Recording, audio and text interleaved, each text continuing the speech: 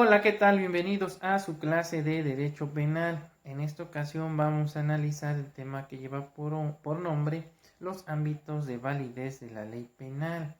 Dentro de la teoría de la ley penal merece especial atención el problema de los ámbitos de validez de la ley penal, el cual comprende básicamente cuatro aspectos a saber: lo relativo a la validez de la ley penal en cuanto a su materia,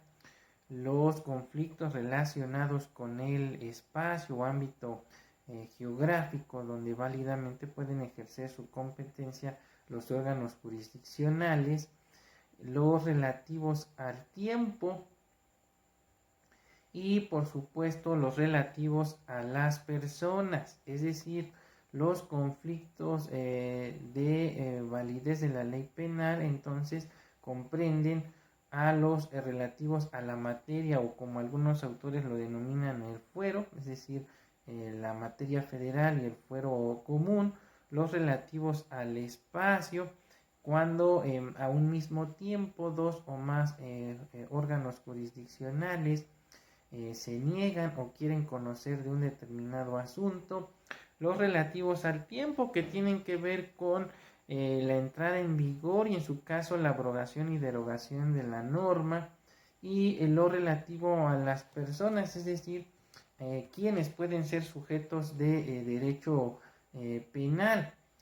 Una vez expuesto lo anterior, vamos a analizar entonces a todos y cada uno de ellos. Y en primera instancia vamos a analizar lo relativo a la validez material de la ley penal en cuanto a su materia. También se le conoce este tema como el reparto de competencias de acuerdo a lo que establece nuestro sistema constitucional. Y como bien sabemos, en la República Mexicana, eh, sobre todo en función del sistema federal que la misma consagra, existen delitos que afectan directamente a la federación, mientras que otros se contraen a el fuero común. En este caso, a quien le corresponde la aplicación de las leyes del orden común, por supuesto, pues es a las entidades federativas y a la Ciudad de México como miembros de la federación. La Constitución Política de los Estados Unidos Mexicanos entonces tiene el rango de ordenamiento fundamental en la vida del Estado mexicano por ser la expresión de la soberanía del pueblo, y esta ley es la que rige a todas las demás leyes y desde luego autoriza a las autoridades. Puede definirse entonces a la Constitución como la ley suprema de un país, donde se establece su forma y organización, pero además se fijan los límites de competencia del poder público al garantizar ciertas prerrogativas o derechos humanos de carácter individual o colectivo. En ese orden de ideas se dice que toda constitución comprende dos partes, una dogmática y otra orgánica. La primera se dedica a regular todo lo relativo a los derechos humanos y las garantías de las que gozan las personas por el simple hecho de residir en territorio nacional, mientras que la parte orgánica regula todo lo relativo a la estructura orgánica del Estado y por ende organiza al poder público. Bajo la anterior tesitura, el artículo 124 de nuestra norma fundamental en forma expresa establece que todas aquellas funciones o actividades que no estén expresamente conferidas a la federación se entenderán como reservadas a los estados o entidades federativas y a la Ciudad de México como miembros de esa federación. Desde luego entonces el precepto legal en comento regula lo que se conoce como la competencia residual o el reparto de competencias en dos órdenes, en este caso de carácter legislativo, uno federal y el otro del orden común. El federal es de excepción, mientras que el común rige todo, de ahí que se le denomine así, del orden común. Existe por lo tanto una dualidad de competencias, la ordinaria o común, que le corresponde a las entidades federativas y a la Ciudad de México, y otra excepcional o federal y que le corresponde a la Federación por conducto del Congreso de la Unión. Los poderes federales entonces son mandatarios de las facultades limitadas y expresas que enumere la propia Constitución Federal, por lo que cualquier ejercicio de autoridad que no se encuentre conferido en nuestra norma fundamental genera un exceso de atribuciones y por ende dicho acto será inconstitucional y por ende nulo. En concordancia con lo anterior, el artículo 73, fracción 21, inciso B de nuestra norma fundamental faculta al Congreso de la Unión para definir los delitos y las faltas que atentan contra la Federación, así como fijar los castigos que por dichas infracciones deban imponerse a las personas que incurren en los mismos.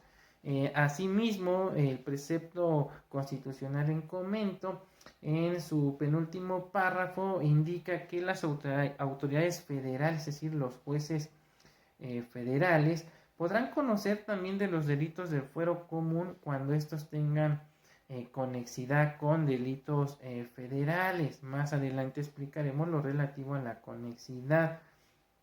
Finalmente, cabe comentar que cada una de las entidades federativas, así como la Ciudad de México, pues tienen la potestad de normar en materia penal en el ámbito del fuero común, dictando para ello las leyes pertinentes, desde luego respetando los postulados que al efecto dispone nuestra Constitución Federal. Así, por ejemplo, en la Ciudad de México, como en el Estado de México y en otras entidades federativas, dicha atribución recae en los congresos locales. En el caso particular, en el Congreso de la Ciudad de México, conforme a las atribuciones que le confiere el artículo 122, apartado A, fracción segunda, de la propia Constitución Federal. Luego entonces de lo anteriormente dispuesto se desprende lo relativo a la competencia de los jueces según la materia, si se trata del fuero común o del fuero federal. Luego entonces son delitos de competencia del fuero común, aquellos que están contemplados entonces por los códigos penales de las diversas entidades federativas y de la Ciudad de México, mientras que van a ser delitos del fuero federal aquellos que conforme a las facultades que le confiere el artículo 73, fracción 21, inciso B, así como 124 de la Constitución Federal, pues recae en este caso sobre el Congreso de la Unión para determinar qué delitos atentan contra la Federación. De esta forma, el artículo 50 de la Ley Orgánica del Poder Judicial de la Federación establece expresamente que los jueces penales conocerán de los delitos del orden federal y nos da un listado de qué conductas son consideradas delitos que atentan contra la Federación. Y a manera de ejemplo, más no de forma limitativa, podemos mencionar a los delitos contemplados en los artículos 2 a 5 del Código Penal Federal, los cometidos en el extranjero por agentes diplomáticos, personal oficial de las legaciones de la República y cónsules mexicanos, los cometidos en las embajadas y legaciones extranjeras, aquellos en que la federación sea sujeto pasivo, los cometidos por un servidor público o empleado federal en ejercicio de sus funciones o con motivo de ellas, los perpetrados contra el funcionamiento de un servicio público federal o en menoscabo de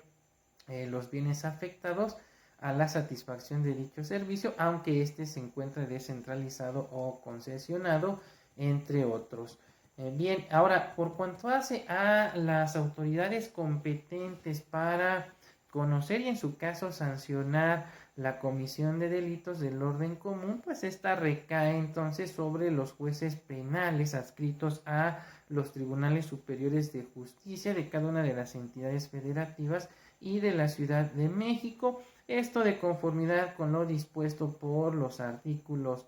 7, 8 y 8 bis del Código Penal de la Ciudad de México, así como 20 a 24, 133 y 135 del Código Nacional de Procedimientos Penales, así como 52, 54, 60, 63 de la Ley Orgánica del Poder Judicial de la Ciudad de México,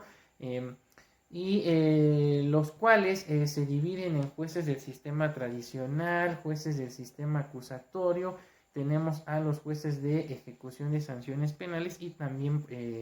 a los jueces en materia de justicia para adolescentes. Finalmente cabe comentar que por cuanto hace a la competencia del Ministerio Público de la Federación, pues esta se encuentra plasmada en el artículo 102, apartado A de la Constitución Federal, así como 1 y 2 del Código Nacional de Procedimientos Penales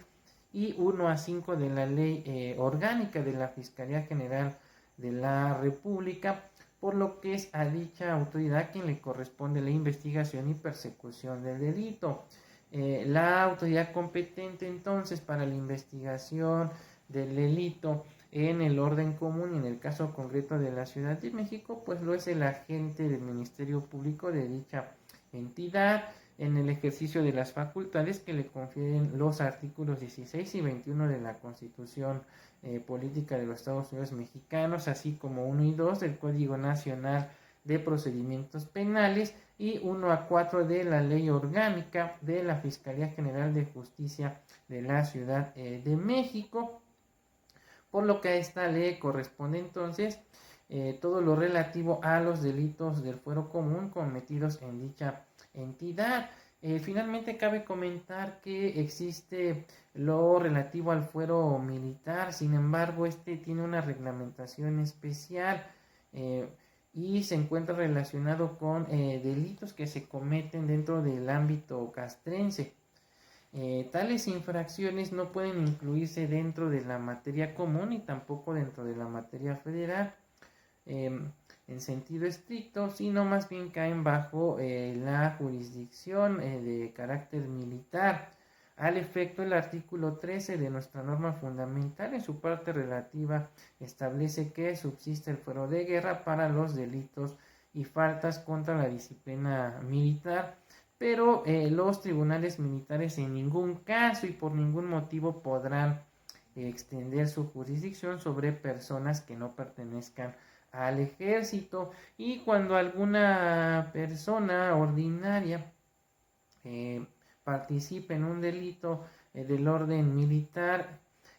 conocerá en su caso de dicha conducta la autoridad civil que corresponda. Bien, con esto estaríamos concluyendo entonces la primera parte relativa a los conflictos o ámbitos de validez de la ley penal, y estaríamos analizando en uno subsecuente lo relativo a la validez espacial de la ley penal. Por el momento me despido, hasta pronto.